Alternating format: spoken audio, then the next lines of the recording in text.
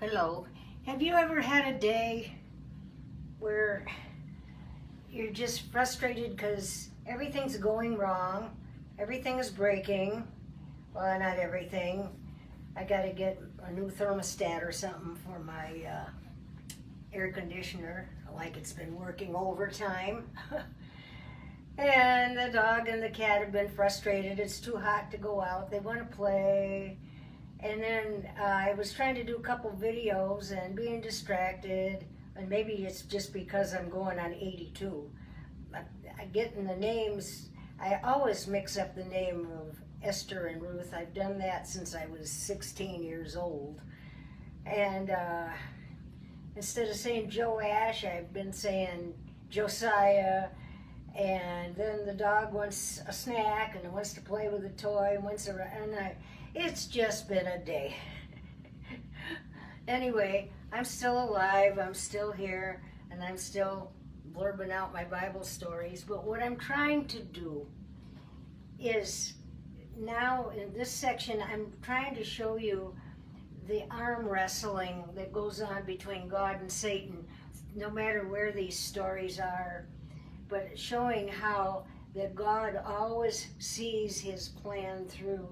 And right now, I want to go back, way back in the book of Samuel, and that's where you find the David and Goliath. And before that, you'll find the book of Ruth. But to make this as short as I can, Ruth is a product of Moab, which is a very ungodly country. But remember, she told her mother-in-law when they were coming back from Moab, your people shall be my people, your God shall be my God. And so she went back, married Boaz, and became the great-grandma of David the king.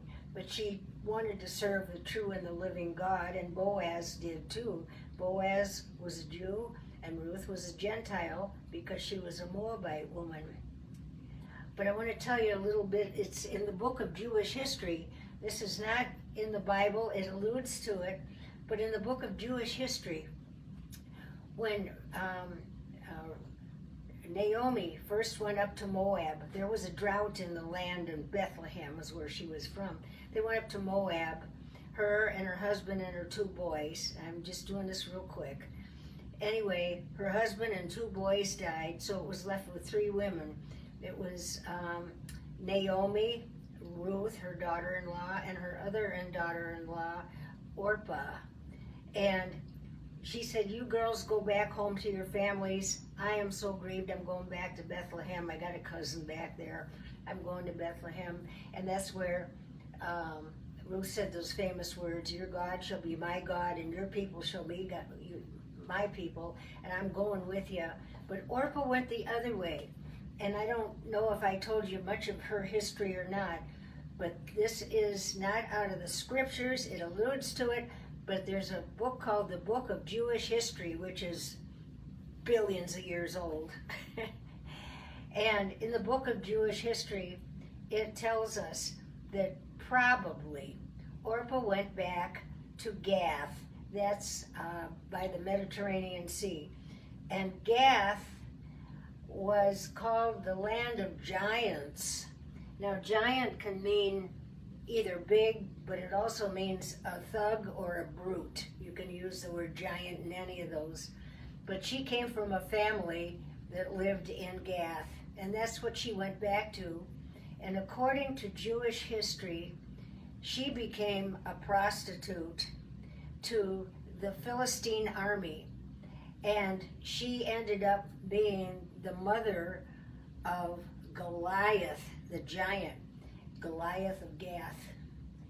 And so fast forward when it comes time, and then Ruth went back to Bethlehem, and she became the grandma of David the king. Ruth had Obed, Obed had Jesse, and Jesse had David, which became the king.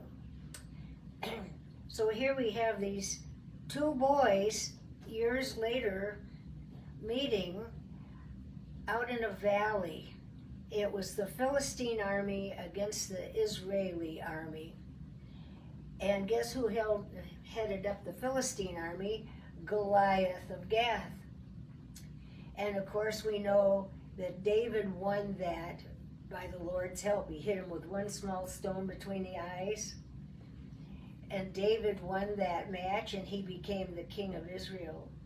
But I find it so fascinating, I'm just doing this real quick, so fascinating that David is the great-great-great-great-grandpa of Jesus Christ.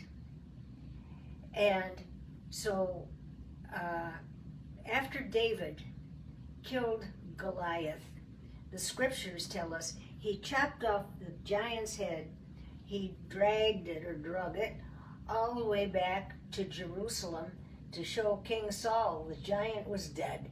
And King Saul says, "Ugh, get that thing out of here. I don't even want it inside the walls of the city."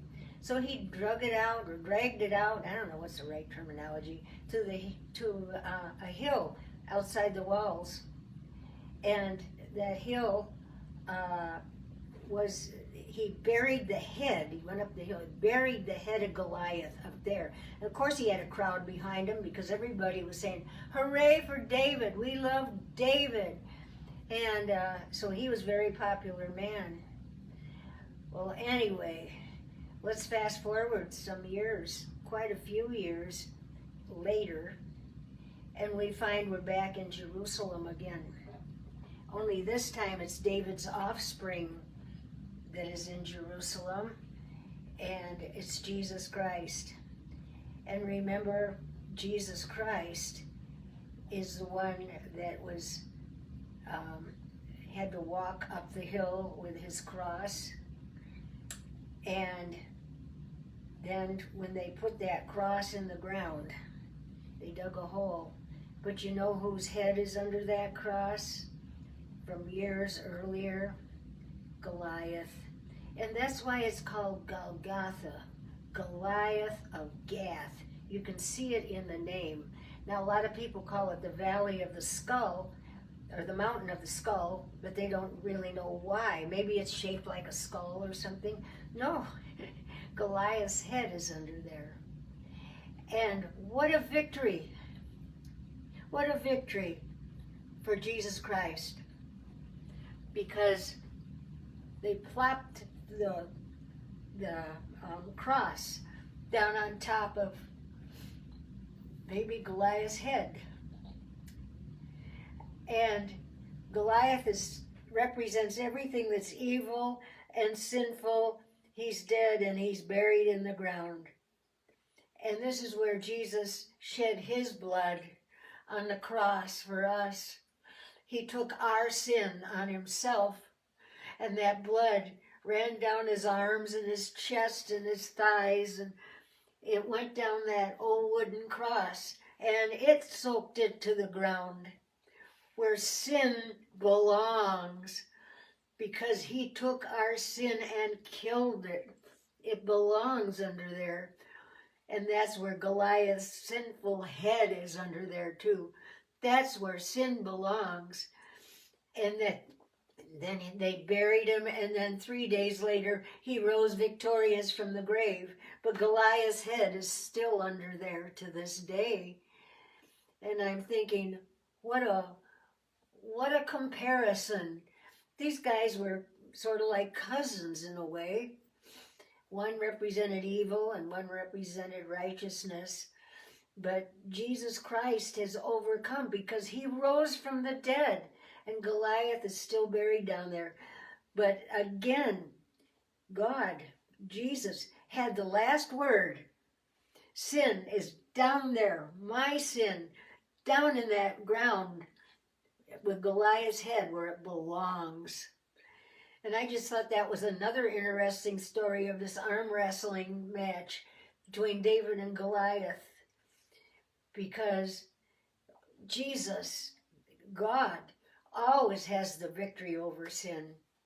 So I just wanted to, I probably told you that before, but I just think that's so beautiful how that grace and love has the victory, and we're going to rise from the dead like Jesus, but Goliath's head is still under there, the sinful old man. Okay, bye-bye. I love you. I'll get back to my frustrating day again.